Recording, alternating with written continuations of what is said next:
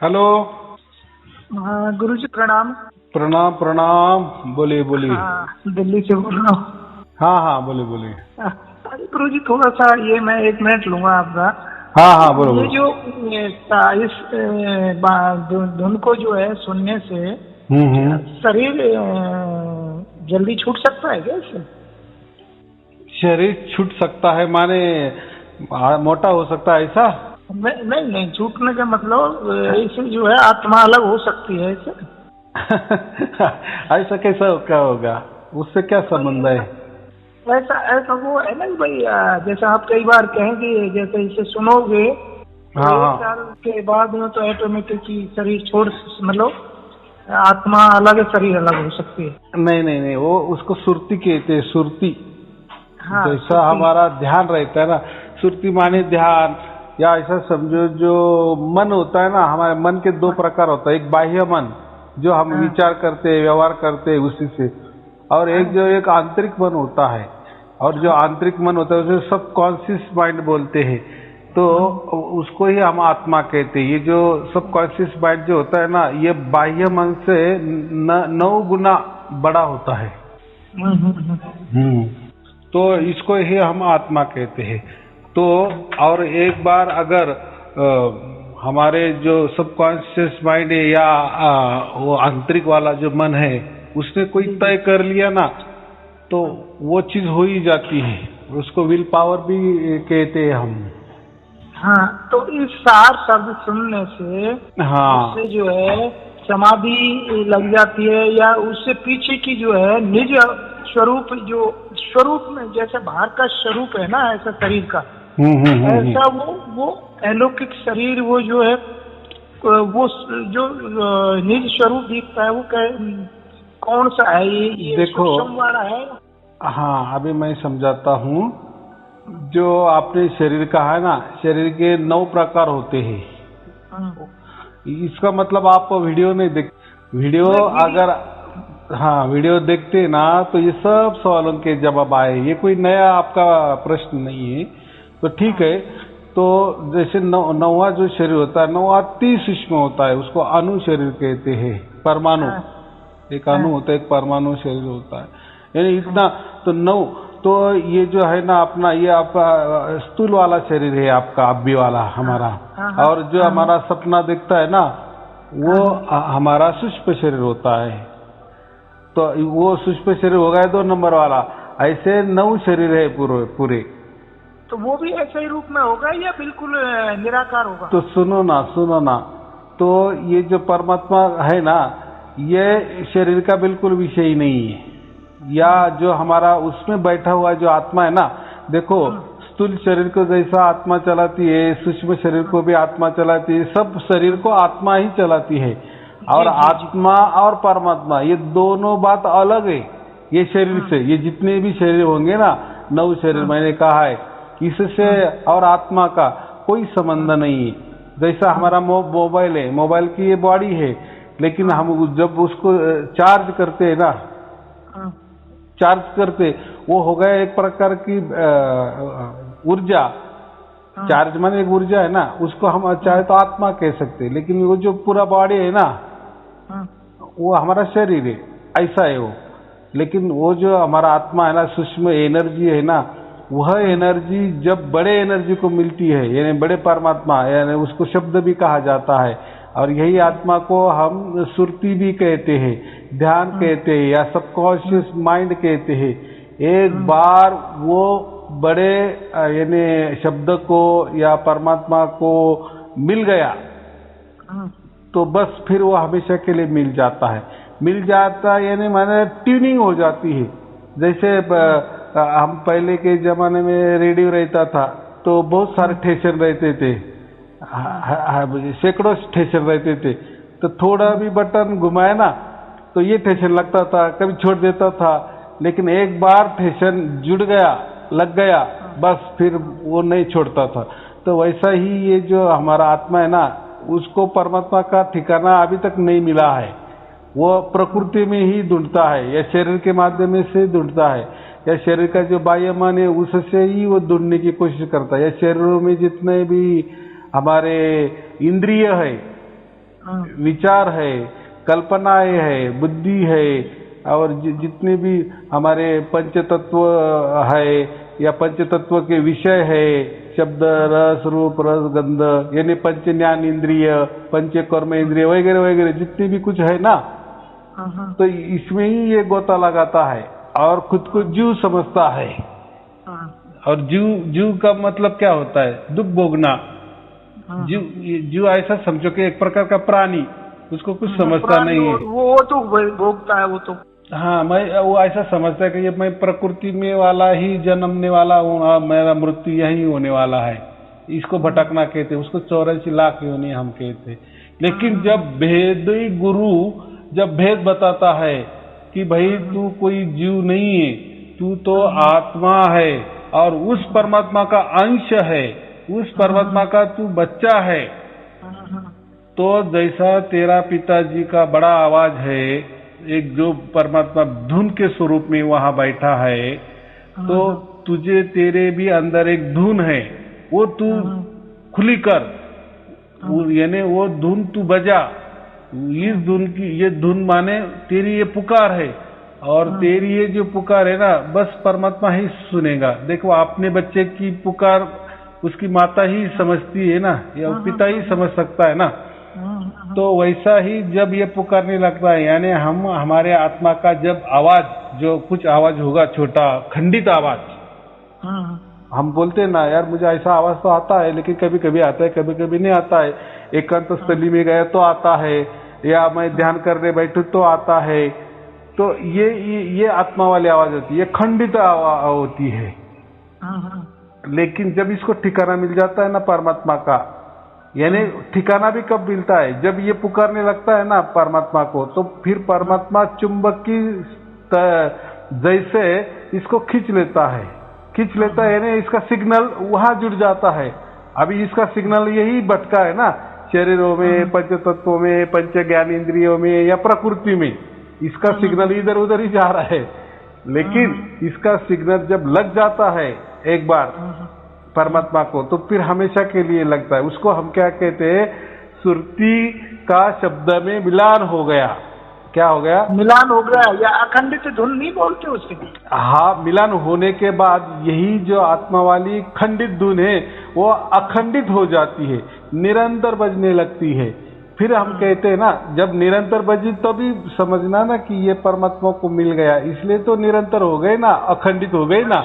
इसके तो पहले उसी को सुनते रहो, उसी को सुनते रहो, सुनते रहो माने ऐसा है, उसमें भी एक फंडा ऐसा है कि ये जो परमात्मा वाली जो धुन है ना, वो कोई हमारे बना ही नहीं है, या हमारे कष्ट से नहीं आ रही है वो, या हम उसका ध्यान करें इसलिए वो नहीं आ रही है, या कोई जप करे, या कोई मंत्र करे, या कोई गुरु आशीर्वाद दे रहे, कोई गुरु कृपा दृष्टि कर रहे, इसकी वजह से नहीं आ रही है। वो स्वयं एवं परमात्मा है।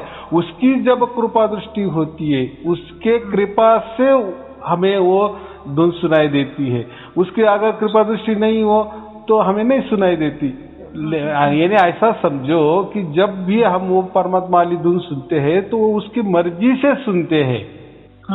हाँ, ये बहुत बड़ा थोड़ा उल्टा है। और बाकी प्रकृति में कैसे करते हैं? जाप हमारे शरीर से करते हैं, अजपा करते हैं, या जब प्राणायाम करते हैं, कुछ भी जो भी करते हैं ये सब शरीर से करते हैं ना, प्रकृति से करते हैं। या ऐसा समझो कोई कष्ट से करते हैं, प्रयास से करते हैं, कोई टेक्निक से करते हैं, कोई विचारों से करते हैं, कोई कल्पना से करते हैं, हजारों टेक्निक। तो इससे किसी को भी आज तक परमात्मा मिला नहीं। किसको मिला बोलो? लोग कहते हैं मुझे शांति मिल गया परमात्मा। लोग शांति कोई परमात्मा मिलने लगते, कोई आनंद में रहते हैं, वो बोले नहीं मुझे परमात्मा मिली इसलिए मैं आनंद में हूँ। लेकिन परमात्मा के पास भी आनंद है, लेकिन उसके बाद परम आनंद है, परमानंद वाला आनंद है। जब वो परम आनंद है ना, जब वो सुनने से बिल्कुल जैसे समुद्र की वो जो आवाज शांत हो जाती है ना, ऐसे ये शांत होके उससे परे में जो है एक मतलब इसी तरह सेम टू सेम जो है सूक्ष्म शरीर, चेहरा वाला। नहीं, शरीर का विषय मत लाओ, सूक्ष्म। देखो ये जो मैंने अभी 9 शरीर बताया ना, तो ये शरीर मत लाओ। शरीर माने प्रकृति। देखो अपना आप शरीर माने प्रकृति, शरीर माने मन, शरीर माने काल, शरीर माने नाशवान, शरीर माने असत्य, शरीर माने माया। तो इससे जो भी कुछ होगा ना तो वो परमात्मा तक नहीं जाता। आज तक लोग ऐसे ही करते हैं ना, जाप करते हैं, जपा करते हैं, बाकी बहुत सारे फड्डे करते, तो उनको कहाँ परमात्मा मिला है? वो ऐसे समझ लेते हैं कि परमात्मा मिल गया। ऐसा क्षणिक परमात्मा नहीं होता ना। जब ये सार शब्द की आपको प्राप्ति हो जाएगी ना, ये परमानेंटली होती है, निरंतर होती है, अखंडित होती है, और उसकी जो लय है ना वो एकदम सूक्ष्म होती है, और हमें ही समझती है, और उसका एहसास हमें ही समझता है, और उसी धुन में, उसी मस्ती में, उसी आनंद में हम रहते। लेकिन वो आनंद परमानंद वाला आनंद होता है। वो जो सुख होता है वो परम सुख वाला होता है। वो जो शांति होती है वो परम शांति वाली होती है। वैसे तो प्रकृति में भी शांति है, सुख है, आनंद है, लेकिन ये क्षणिक है, टेम्पररी है, टूटने वाली है, असत्य है। यह परमात्मा नहीं हो सकता। इसलिए हमारा आत्मा भी है ना, वो तो परमात्मा का बच्चा है, लेकिन आत्मा में भी धुन है, ये इस आत्मा में भी शांति है, सब कुछ है, लेकिन वो परमानेंट वाली नहीं है। लेकिन जब ये उसका मिलान हो जाता है ना परमात्मा से, तो फिर ये परमानेंट में बदल जाता है। तो ऐसा समझो कि आपकी सुरती उसमें जाना माने आपका सिग्नल का जुड़ाव हो गया, यानी माना आप मर जाना ऐसा नहीं है, 1 साल में आप मर जाएंगे ऐसा नहीं होता। मान लो उससे जुड़ गया, जैसे कभी शरीर छूटेगा तो उस टाइम में इसी को धुन को सुनते सुनते ही तो छूटना होता है ना। देखो जीते जी ही हमारा, अगर हमारी सुरती शब्द में विलीन हो गई ना, वो एक बार ही होता है। वो जो होता है ना परमानेंट के लिए होता है। जैसा दूध का एक बार घी बन गया ना, तो घी का वापस कभी दूध नहीं बनता।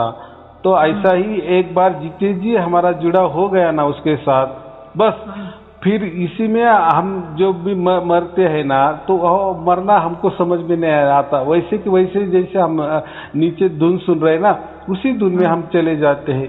मरना किसी को नहीं समझता। ऐसा अगर मरना समझता तो अलग हो जाता है, मतलब आत्मा अलग हो जाती है परमात्मा के लीन होके। नहीं, ये जब हम नीचे से ही वो जो धुन सुनते हैं ना 24 घंटा, इसको हम कहते हैं निरंतर वाली, अखंडित वाली धुन हमको प्राप्त होती है ना। प्राप्त हम नहीं करते, परमात्मा ही हमको प्राप्त कर लेता है। तो जब वो हो जाती है ना, उसी वक्त हम मोक्ष के अधिकारी बन जाते हैं। मोक्ष का सर्टिफिकेट मिल जाता है, मुक्ति का सर्टिफिकेट मिल जाता है, अमरता का सर्टिफिकेट मिल जाता है। फिर प्रारब्ध की वजह से ये जो शरीर है ना, ये जो हमारा सड़ा गला हुआ शरीर, यही छूट जाता है, और हम जीते जी पहले से ही मुक्त हो जाते हैं ना। जैसे जिस वक्त आपको वो आपकी सुरती जीते जी परमात्मा में या शब्द में विलीन हो गई ना, बस उसी क्षण से आप परमानेंट परमात्मा के हो गए। यानी दूध का परमानेंट आपका घी बन चुका है, जीते जी। हाँ, जीते जी वो भी। फिर प्रारब्ध की वजह से जितना हमारा शरीर चलेगा 10 साल 20 साल, वो तो चलने वाला है। वो फिर शरीर छूट गया ऐसा कैसा ऐसा नहीं होता। इसीलिए वीडियो सुनो, तो ऐसा नहीं होता। अगर आप डर रहे हो तो ये आप मत करो फिर तो आप ऐसा कुछ नहीं हो, डरना क्या, छूटेगा छूट जाएंगे, ऐसा क्या होगा? नहीं, ऐसा नहीं मैं बोल रहा हूँ, तो वैसा नहीं होता। देखो जो भी परमात्मा होता है ना, वो उल्टा आनंददायक होता है, सुखदायक होता है। वो दुख क्यों देगा? अगर हमें जिंदा रहना है 10-20 साल, हमें नाती पोती सब देखना है, जो हमारे प्रारब्ध में लिखा है, उतना दिन तो हम ये रहेंगे कि नहीं? हाँ, तो परमात्मा ऐसा हमारा मन के मुताबिक इच्छा के विरुद्ध थोड़ी करने वाला है। फिर वो परमात्मा कैसा वो तो काल होगा। ऐसा नहीं होता, उल्टा वो आनंददायी होता है, सुखदायी होता है। ये बहुत गहरी वाली बातें है, उसमें हमें जाना है। अभी आपकी स्टेप कितना चली है, आपको सुनाई दे रही है धुन? हाँ, इसीलिए तो कह रहे थे कि सुनते सुनते जो है वो जो है, अब जैसे सोने के बाद में क्या आँख भी नहीं लगी रहा, उसके बाद में जो है वो अपने वो स्वरूप दिखे। देखो इसमें कोई स्वरूप वगैरह नहीं दिखता। देखो जब हमें ओरिजिनल सार शब्द की प्राप्ति हो जाती है ना, परमात्मा की प्राप्ति हो जाती है ना, तो उसमें सिर्फ वो धुन ही सुनाई देती है। आनंद ही आनंद और आनंद में ही रहते हैं, लेकिन कोई दृश्य नहीं, क्योंकि जो दृश्य है ना वो आंखों का विषय होता है, और वो जो धुन भी सुन रहे हैं ना वो भी कानों का फिर विषय होगा, वो कानों का परे वाला विषय है, इंद्रियातीत है। वो जो धुन हम सुन रहे हैं ना, इसके लिए कोई इंद्रिया काम नहीं आती, या इंद्रियों की वजह से वो नहीं सुनाई दे रही, या कानों की वजह से हम नहीं सुन रहे, ऐसा हमको लगता है, ऐसा लगता है। हाँ, ऐसा लगता है, क्योंकि और मैं भी वही कहता ना, आप सुन रहे हो क्या, आपको धुन सुनाई दे रही क्या, मैं भी जो प्रयोग कर रहा हूँ शब्द का, ये प्रारब्ध वाला, ये प्रकृति वाला ही शब्द यूज कर रहा हूँ ना, क्योंकि हमें प्रकृति में मालूम है जो भी सुनना है कानों के द्वारा ही सुनाई जाता है, लेकिन वो हमें कानों से नहीं सुन रहे हम। देखो ना, अगर वो धुन सुन रहे आप खुली कान से, कान बंद करो तो भी वो सुनाई दे रही, इसका मतलब क्या है? इसका मतलब खुला है ना, ये कानों का विषय नहीं।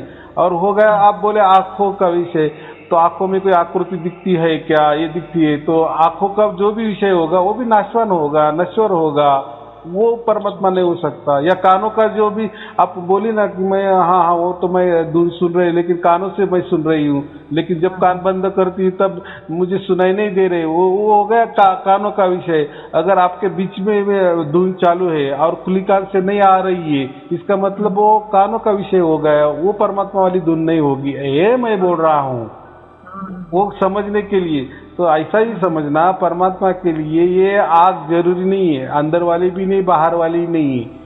अगर वो आंखों से दिखने वाला विषय है तो परमात्मा नहीं हो सकता, वो काल हो सकता है, ऐसा मैं बोल रहा। या धुन भी जो भी सुन रहे, अगर वो आप बोले ना मैं कानों से सुन रहा हूँ, तो वो भी फिर झूठ मूठ वाला है, क्योंकि ये कानों का विषय नहीं है।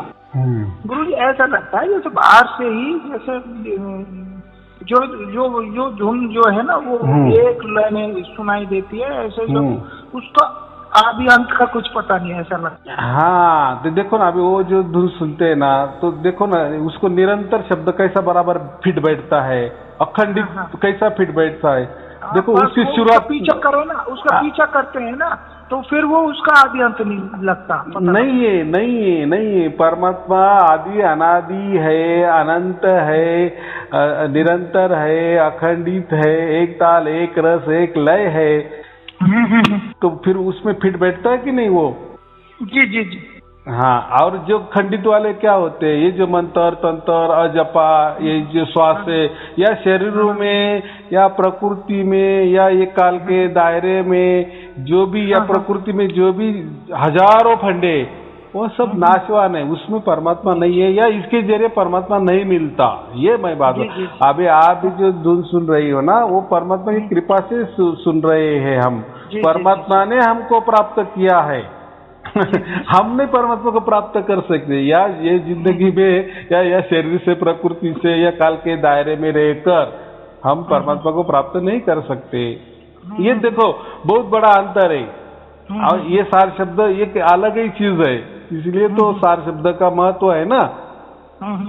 हाँ, क्योंकि हमारा मन नहीं करता, ऐसा कैसा है सार शब्द, परमात्मा की कृपा होगी, परमात्मा ही हमको प्राप्त करेगा।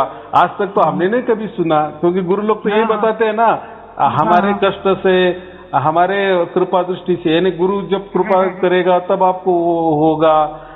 या कोई जाप करो, देखो जाप अजपा ये जो सारी क्रिया, इसके लिए कष्ट लगते हैं। या एकांत स्थली भी जाओ तो शरीर लेके ही जाना पड़ता है ना, या ध्यान करने को बैठे तो मन भी एकाग्र करना पड़ता है, यानी कुछ तो भी उसमें कष्ट है, कुछ तो भी प्रयास है, कोई तो भी प्रयत्न है। तो ये कष्ट प्रयास से, या विचारों से, या कोई कल्पना से, या कोई ध्यान से, या कोई मंत्र तंत्र से, या जपा से परमात्मा नहीं मिलता। ये बात देखो ना, फिर बहुत सारे लोग तो करते हैं ना, आज तक बहुत सारे आप देख रहे हैं ना, 50-60 साल से कर रहे हैं, किसको मिला परमात्मा?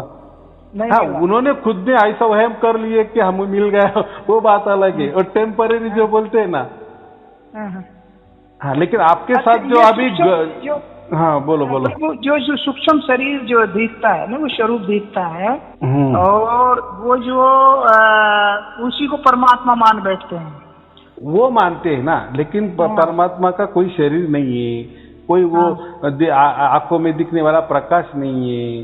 वो क्योंकि देखो ये जो विषय है ना, आंखों से देखना, कानों से देखना, या जो विचार या कल्पनाएं या कोई ध्यान या कोई निर्वाण अवस्था, कोई एकांत स्थली, कोई शून्य में जाना, कोई शांति लगना, शांति अनुभव होना, चाहे वो शांति कैसी भी हो, तो ये जो है ना, ये सब इसी में तैयार हुई है ना, ये प्रकृति में ही के फंडे है ना।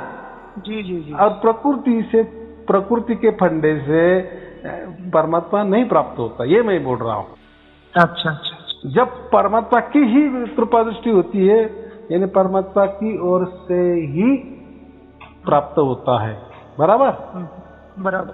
हाँ, तो ये जो देखना जो विषय है, या सुनने वाला विषय है, या इंद्रिय वाले जो विषय है शरीर के, इसमें से जो भी जितने इंद्रिय होंगे उससे परमात्मा प्राप्त नहीं होता। परमात्मा स्वयं में हमें प्राप्त करता है। ये थोड़ा उल्टा है इसमें, और ये समझ में थोड़ा सा अटपटा लगेगा, लेकिन धीरे धीरे धीरे धीरे वो समझ में आए, क्योंकि ये परम ज्ञान है। ये जो मैं बोल रहा हूँ ना, ये परम ज्ञान की बात है, क्योंकि हमारे आजकल हमको आदत ऐसी गिर गई, हम ज्ञान गोष्ठी के लिए हम ज्यादा आतुर होते हैं।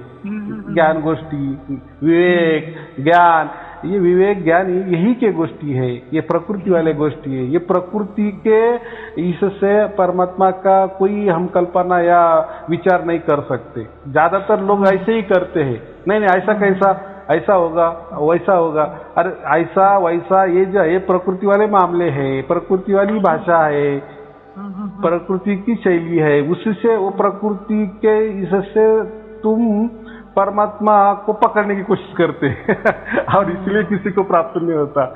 अरे उसने पकड़ना चाहिए हमें, तो ही परमात्मा है। हम परमात्मा को नहीं पकड़ सकते।